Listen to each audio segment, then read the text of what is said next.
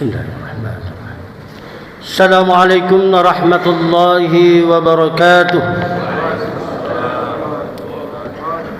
Bismillahirrahmanirrahim. Alhamdulillah wa la hawla wa la quwwata illa billah.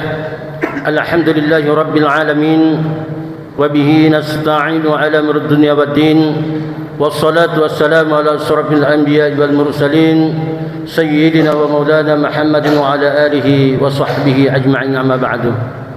Bapak Ibu hadirin sidang jamaah subuh yang insyaallah dirahmati dan dimuliakan Allah Subhanahu wa taala. Alhamdulillah wa syukurillah. Puji syukur mari senantiasa kita panjatkan kehadirat Allah Subhanahu wa taala, di mana di subuh hari ini, subuh yang ke-17 bulan suci Ramadan, Allah Subhanahu wa taala masih senantiasa mengiringi kehidupan kita dengan berbagai nikmat. Nikmat Islam, nikmat iman, ataupun nikmat kesehatan dan kesempatan yang Allah berikan kepada kita semua.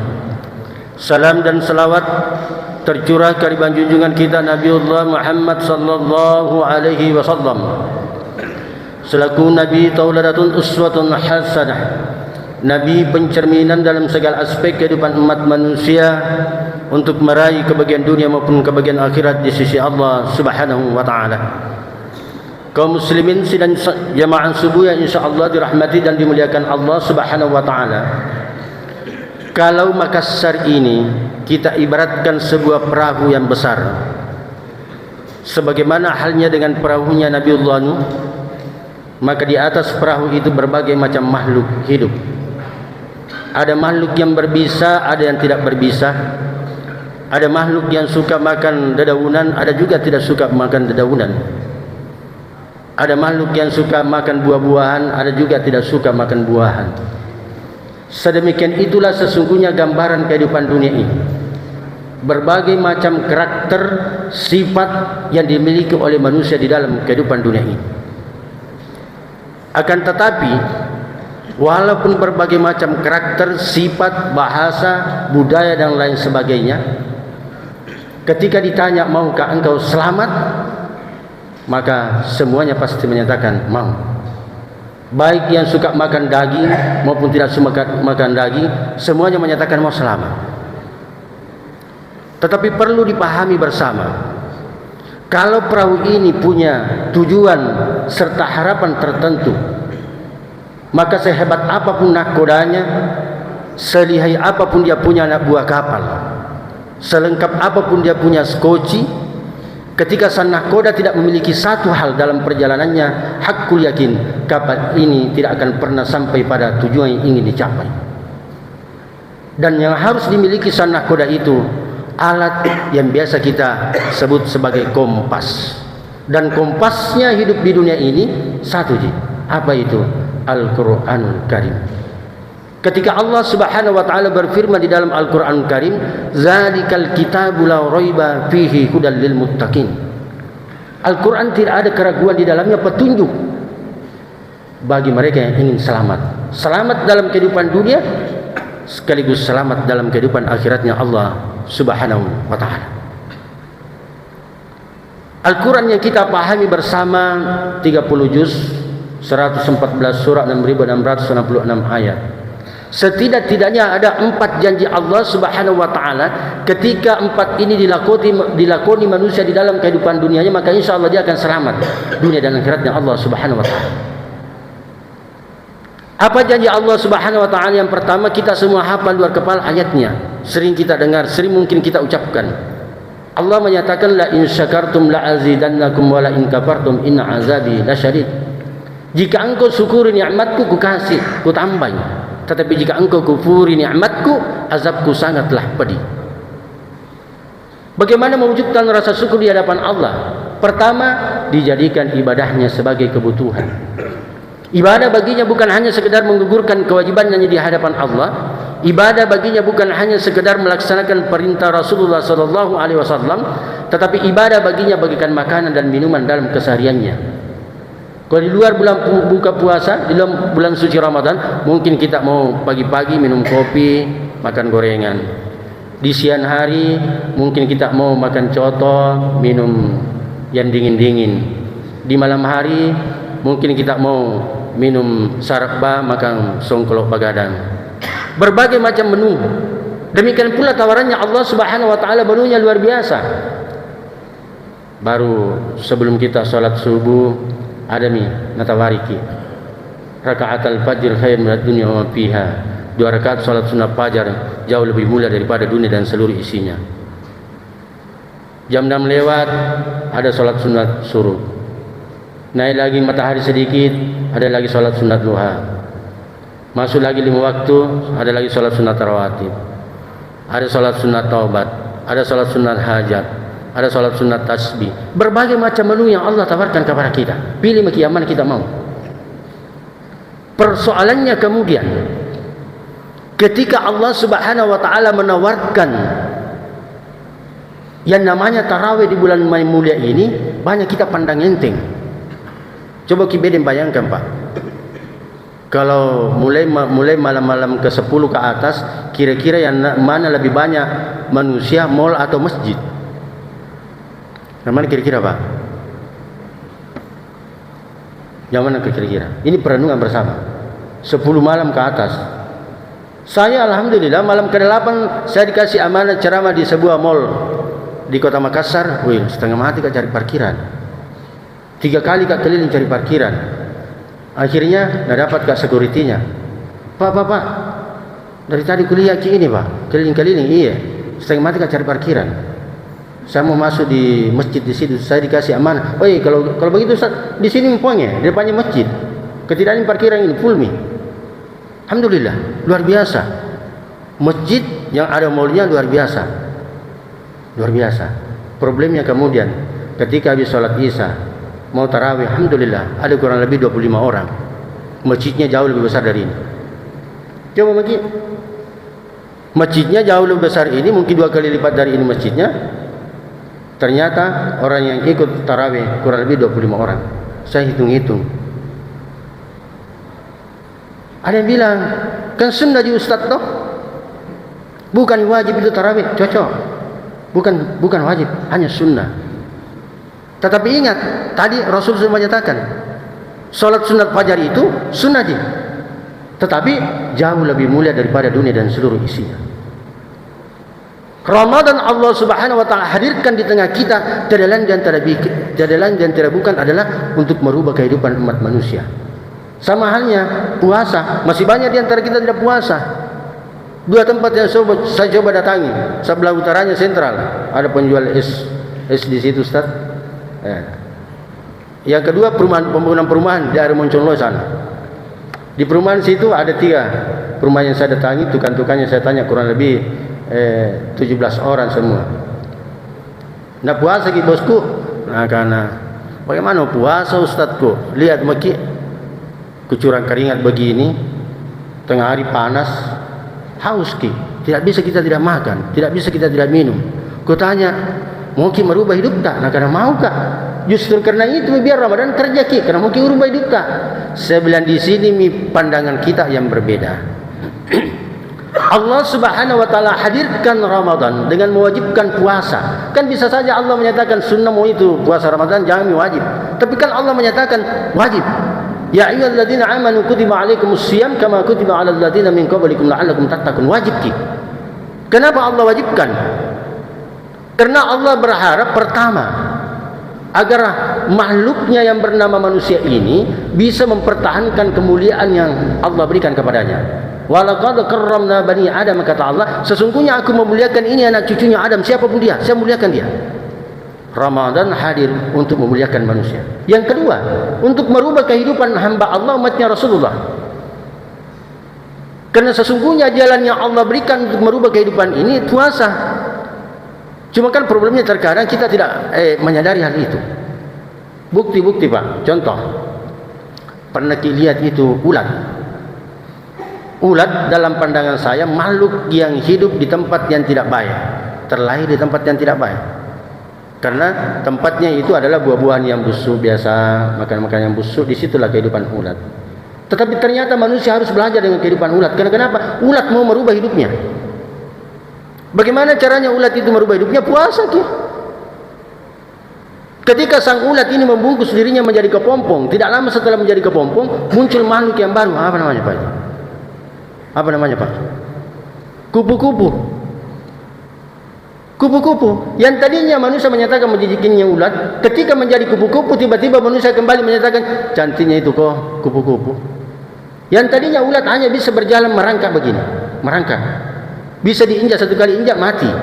Ternyata setelah merubah kehidupannya dengan jalan puasa menjadi kupu-kupu, tidak lagi manusia bisa menginjak-injaknya, tetapi manusia justru mendengar ke atas melihat cantiknya itu kok warnanya kupu-kupu, dari pohon yang satu terbang ke pohon yang lainnya.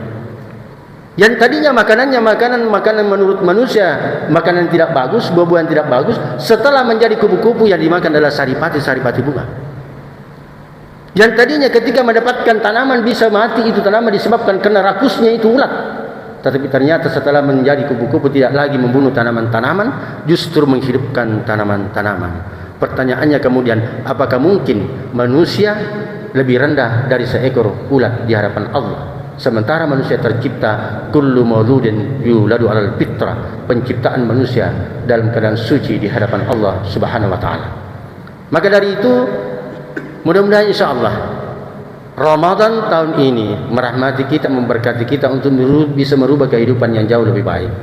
Maka dari itu alangkah kasihannya hamba Allah umatnya Rasulullah ketika ingin merubah kehidupannya. Sudah Allah siapkan untuk dirinya merubah kehidupannya dengan jalan puasa, tetapi ternyata manusia sendiri yang tidak mau berubah kehidupannya dalam kondisi jalan yang ditentukan oleh Allah Subhanahu wa taala. Ini yang pertama.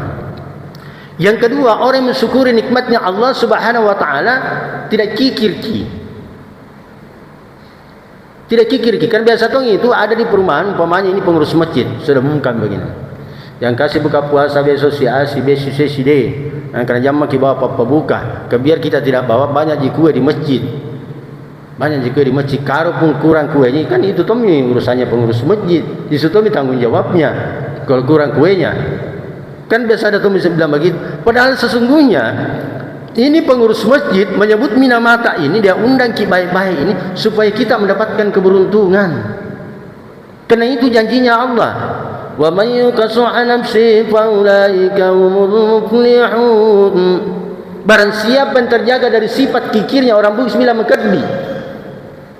Ya kau enggak tahu terhindar dari sifat kedina, kata Allah itulah hambaku umatnya Rasulku yang mendapatkan keberuntungan. Keberuntungannya berapa? Belum pernah ada saya dengar seorang pebisnis tulen di dunia ini, tidak usah di Indonesia, di dunia ini belum ada pebisnis tulen di dunia ini pernah mendapatkan keberuntungan 700 kali lipat dari modalnya. Pernahkah kita dengar itu? Bila itu Pak Kiai Muhammad bisnisnya luar biasa, 700 kali lipat itu untungnya. Anda enggak bisa seperti itu. Tidak ada. Tetapi perdagangan Allah Subhanahu wa taala sebagai wujud rasa syukurnya hamba Allah di bulan suci Ramadan menjanjikan 700 kali lipat. Mathalul ladzina yunfikuna amwalahum fi sabilillah kamathali habbatin ambatat sab'a sanabila fi kulli sumbulatin mi'atu habba. Perumpamaan hambaku, kata Allah, yang menafkahkan hartanya di jalanku, kasih minum orang yang berpuasa, kasih makan orang yang berpuasa ketika waktunya sudah tiba, ibaratnya orang menanam 1 biji tanaman tumbuh menjadi 7 biji tanaman, dan setiap 7 biji tanaman ini menghasilkan 100 benih tanaman. Berarti segelas air putih kita sodorkan di masjid Baruga, dikasih makan saudara kita yang makan, dikasih minum saudara kita minum, maka sesungguhnya untungnya di hadapan Allah 700 kali lipat. Ini janjinya Allah, bukan janji malaikat, bukan janji manusia. Problemnya kemudian, apakah kita mau untuk mendapatkan dan meraih keberuntungan itu? Ketika Allah datangkan Ramadan untuk kita berbisnis dengan Allah Subhanahu wa taala, tapi ternyata banyak di antara hamba Allah umatnya Rasulullah mau beruntung tapi dia tidak mau berbisnis dengan Allah Subhanahu wa taala. Maka dari itu ketika Rasulullah sallallahu alaihi wasallam bertanya kepada setan, dalam riwayat ini menyatakan begini, "Ya setan, apa kira-kira yang paling engkau takuti terhadap amalan yang dilakukan oleh umatku? Apa yang kau takuti?" Kata setan, "Ya Rasulullah, satu yang saya takuti." Kata Rasul, "Apa itu?" "Kau takut dengan sholatnya umatku?" Kata, "Tidak, saya tidak takut dengan sholatmu." "Apa yang kau tidak takut dengan zikirnya?" "Saya tidak takut dengan zikirnya Rasul." Puasanya saya juga tidak takut dengan puasanya. Kalau begitu apa yang kau takuti? Setan menyatakan, ya Rasulullah, sesungguhnya saya takut ketika umatmu memiliki ketulusan, keikhlasan untuk bersedekah, berimpak di jalan Allah. Karena ketika itu dilakukan 4 hal yang diperoleh oleh umatmu. Pertama, hartanya akan menjadi berkah. Harta yang berkah tidak akan mungkin dilalap oleh api. Harta yang berkah tidak akan mungkin dihanyutkan oleh air. Harta yang berkah tidak akan mungkin bisa ditiup oleh angin. Harta yang berkah tidak akan mungkin bisa ditenggelamkan dalam tanah. Yang kedua, kata setan, dia mendapat perisai dari api nerakanya Allah. Dia memiliki baju perisai dari api nerakanya Allah. Itu saya tidak mau dia punya itu. Karena tugasku saya menggelincirkan dia masuk ke neraka, dalam nerakanya Allah Subhanahu wa taala. Dan yang ketiga, saya tidak mau ketika mereka saling menyukai antara yang satu dan yang lainnya. Ketika dia punya ketulusan, keikhlasan, infak, sedekah, hakul yakin dia pasti baku suka antara sesamanya. Dan yang keempat, kata setan laknatullah, dia akan terhindar dari bala, musibah dan bencananya Allah Subhanahu wa taala. Saya tidak mau umatmu terhindar dari bala, musibah dan bencana. Kalau bisa setiap saat dia kena bencana, setiap saat dia kena bala. Maka dari itu sesungguhnya ketika dia lakukan itu semua, maka sesungguhnya akulah yang sangat merugi dan tugasku akan menjadi tugas yang gagal. Dia tidak mau gagal. Maka dari itu Bapak Ibu sekalian, insyaallah dirahmati Allah Subhanahu wa taala, wujud rusul serkana, wujud rasa syukur hamba Allah Subhanahu wa taala, ujiannya ada di bulan suci Ramadan. Mudah-mudahan insyaallah sekarang di hari ke-17 masih ada 13 hari ke depannya. Mudah-mudahan insyaallah kita adalah orang-orang yang mendapatkan keberuntungan di hadapan Allah Subhanahu wa taala. Yang kedua, janji Allah Subhanahu wa taala yang kedua menyatakan, wazkuruni azkurukum washkuruni wala takfurun. Ingatlah kepadaku, kunya tongki. Kalau bahasa kita mengatakan, bagaimana saya mau ingat ki bro? Tidak pernah ki chat ka, tidak pernah ki WA ka, tidak pernah ki Facebookan dengan saya. Kemarin ada pembagian di Masjid Baruga, kulupa ki bosku. Kenapa ki lupa? Tidak pernah ki WA ka, tidak pernah ki telepon ka. Yang ku ingat, walaupun dia tidak ada di tempat, saya ingat dia. Kenapa? Sering karena WA, walaupun dia tanya bagaimana kabar ta, apa kita bikin, itu dia tanya sepele lagi. Tapi karena sering karena WA, pada saat ada pembagian di Masjid Baru, langsung ingat, simpankan kita wani teman tak, walaupun dia tidak ada. Allah pun menyatakan, wazkuruni azkurukum washkuruni wala takfurun. Ingatlah kepadaku, maka aku pun akan mengingatmu. Maka dari itu terkadang ada bertanya begini, kenapa sih kita harus ingat Allah? Allah sudah paham, Allah tahu hambanya, makhluk ciptaannya yang namanya manusia, begitu banyak persoalan dinamika kehidupannya. Persoalan di rumah, persoalan di kantor, persoalan di lapangan kerjanya, persoalan di lingkungannya, begitu banyak problematikanya. Di antara sekian banyak problematika, solusi yang Allah kasih adalah hanya dengan jalan zikrullah. Ala bi zikrillah tatma'innul qulub. Hanya dengan mengingatku, kata Allah, hatimu, jiwamu akan mendapatkan ketenangan dan kebahagiaan.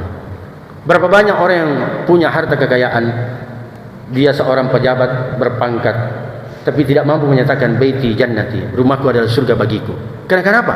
Bapaknya habis subuh begini tinggalkan rumah, nanti pulang anak-anak sudah tertidur, masih tidur dia, anaknya sudah pergi sekolah, tidak ada ketemu. Tapi mungkin kita hidup tak biasa-biasa ji, apa adanya ji, tetapi masih bisa ki ngumpul bersama istri dan anak-anak di situ, makan bersama, bercanda gurau. Walaupun mungkin hanya Indomie satu mangkok kita bikin, 2 Indomie di dalamnya, kita saling makan walaupun 2 sendok, tetapi kita saling ada canda gurau di dalamnya. Itu jauh lebih nikmat.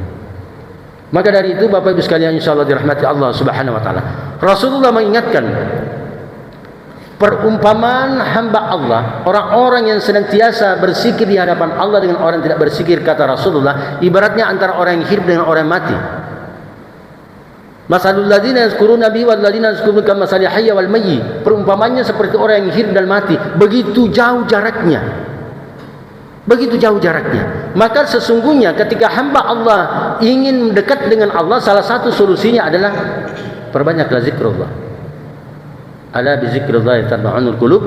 afdalu zikru fa'lan annahu la ilaha illallah. Seutama-utama zikir la ilaha illallah. Olehnya itu Nabiullah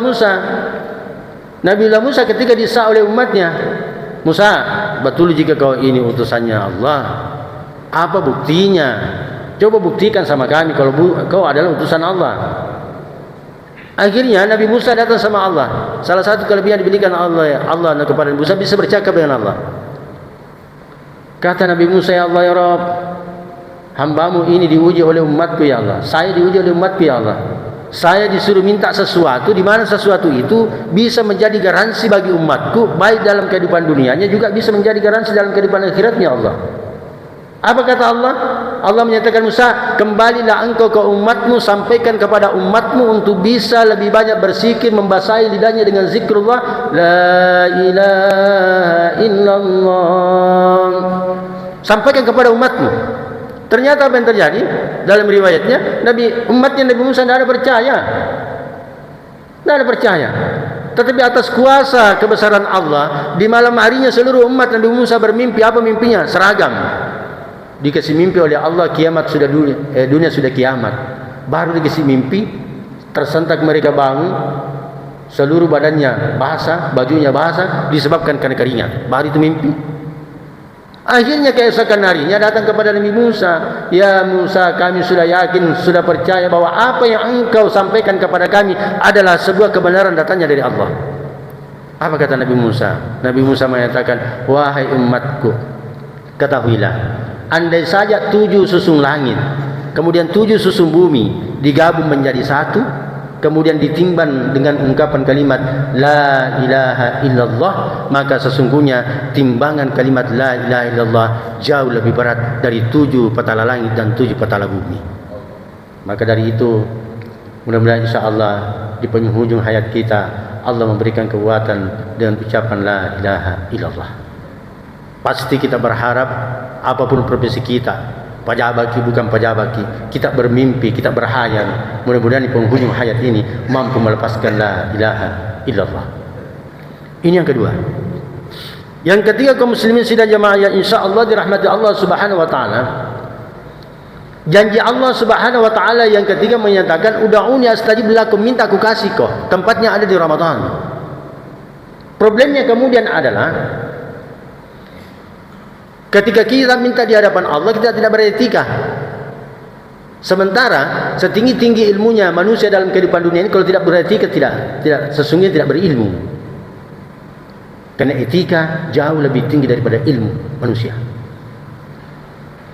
Maka dari itu, di dalam kehidupan dunia ini, ketika hamba Allah Subhanahu wa taala ingin diijabah doanya, setidaknya 2 hal yang dilakukan dalam hidupnya. Pertama, cobalah berlaku adil, dan cobalah kurangi kebohongan dalam hidup. Contoh berlaku adil umpamanya, Pak, kan biasa kita begini, kalau kita mendapatkan undangan dari salah seorang pejabat, anggap umpamanya wali kota baru ini, Pak Munapri dan Bu Haja Alia Mustika, dia undang kita 1 hari 2 hari sebelumnya, mungkin bertanya mungkin sama istri, ibu atau mama, itu baju yang saya mau pakai pergi di acara undangannya Pak Wali Kota, tidak kusut ji, harum jika kegapa kusut baru tidak harum Tommy, kalau bisa laundry dulu supaya bagus-bagus dipakai. Ini mau menghadiri undangannya salah seorang pejabat. Sekalinya dia mau minta di hadapan Allah, itu tuh nak pakai tidur malamnya, itu tuh nak pakai masuk WC, itu tuh nak pakai pergi olahraga, itu tuh nak pakai minta sama Allah. Kira-kira menurut analisa logika kita, kira-kira apakah kita ini termasuk orang adil di hadapan Allah? Sementara Allah menyatakan, innallaha ya'murukum bil 'adli wal ihsan. Allah itu menjadi orang yang adil.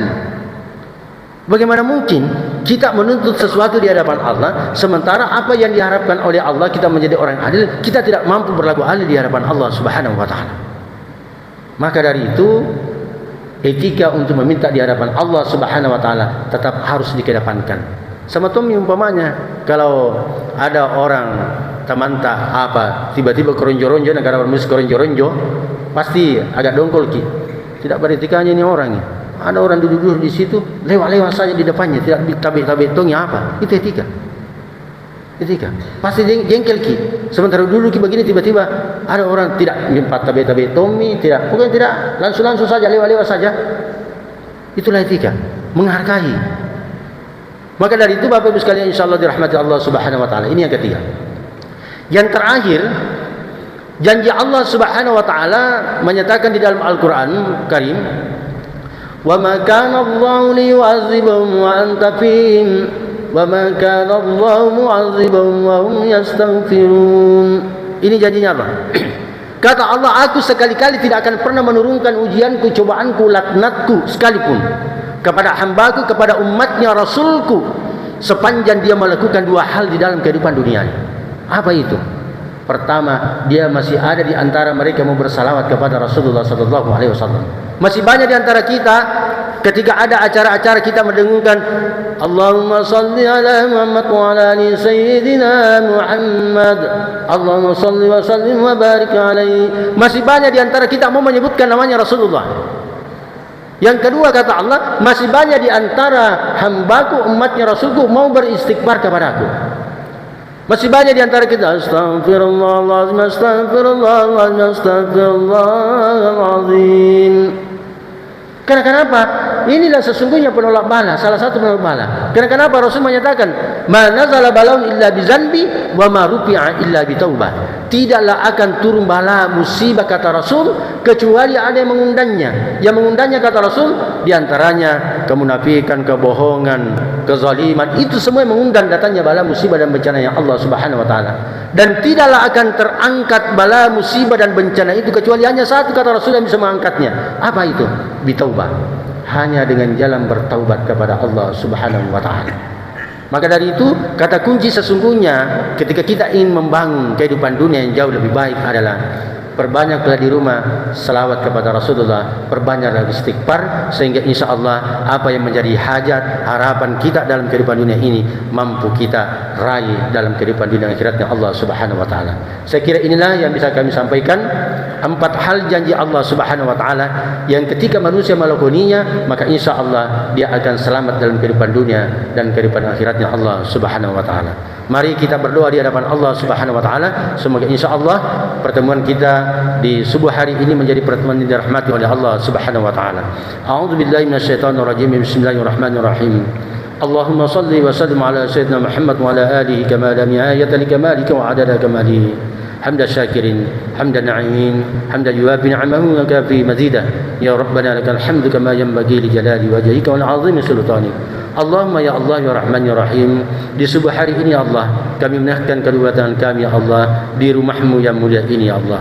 Kiranya kami semua yang hadir di tempat ini ya Allah, Engkau rahmati dan berkati ya Allah ya Rabb. Rahmati dan berkahilah kami semua ya Allah. Rahmati dan berkahilah keluarga kami ya Allah. Tuntun dan bimbinglah kami untuk meraih kebahagiaan-Mu ya Allah ya Rabb. Allahumma ya Allah, jadikanlah rumah tangga kami rumah tangga sakinah mawaddatan warahmah, keluarga yang Engkau kasih dan sayangi. Jadikanlah istri kami istri yang salehah, jadikanlah suami kami suami yang saleh, jadikanlah anak-anak kami anak-anak yang saleh dan salehah, anak-anak yang membanggakan bagi keluarganya Allah ya Rabb. Allahumma ya Allah, di bulan suci-Mu yang mulia ini ya Allah, kami mohon rahmat keberkahan hidup-Mu ya Allah ya Rabb. Ampunilah atas segala keilapan dan dosa-dosa kami ya Allah ya Rabb, sehingga ketika Ramadan meninggalkan kami ya Allah, kamilah termasuk hamba-hamba-Mu yang meraih kemenangan hakiki dalam kehidupan dunia dan akhiratnya Allah ya Rabb. Hindarkan jauhkanlah kami dari bala, musibah, bencana, malapetaka serta fitnahnya dunia akhirat ya Allah ya Rabb. Hindarkan jauhkanlah ya Allah, hindarkan jauhkanlah ya Allah ya Rabb. Lapangkanlah karunia rezeki kami ya Allah, lapangkanlah karunia rezeki kami ya Allah, lapangkanlah karunia rezeki kami ya Allah. Rahmatilah kami dengan kesehatan-Mu lahir batin ya Allah ya Rabb. Allahumma rabbana zalamna anfusana wa illam taghfir lana wa tarhamna lanakuna minal khasirin. Allahumma rabbana atina fid dunya hasanah wa fil akhirati hasanah wa qina azaban nar. Subhana rabbika rabbil izzati amma yasifun wa salamun alal mursalin walhamdulillahi rabbil alamin. Barakatil Fatihah. Alhamdulillahi rabbil alamin. Iyyaka na'budu wa shiratal ladzina an'amta 'alaihim.